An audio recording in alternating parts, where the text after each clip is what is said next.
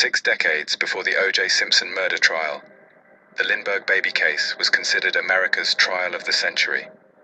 On March 1, 1932, the 20-month-old son of Colonel Charles Lindbergh and his wife Anne Morrow Lindbergh was taken from his crib in the Lindberghs New Jersey home.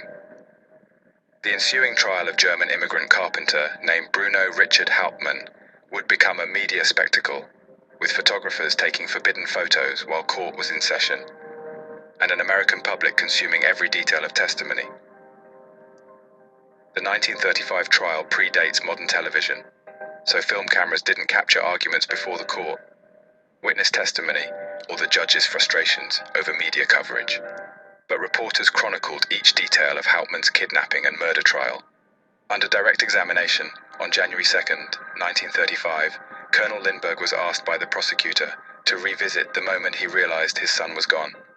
Lindbergh testified, quote, "Miss Gow called to me in a rather excited voice and asked me if I had the baby."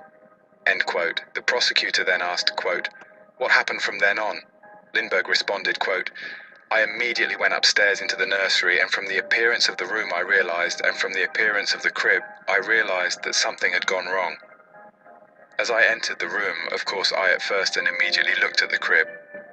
The bed clothing in the crib was in such condition that I felt it was impossible for the baby to have gotten out himself.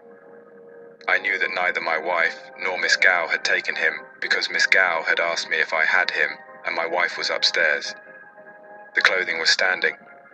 The bed clothing was standing stiffly enough so that the opening where the baby had been was still there. The clothing had not collapsed."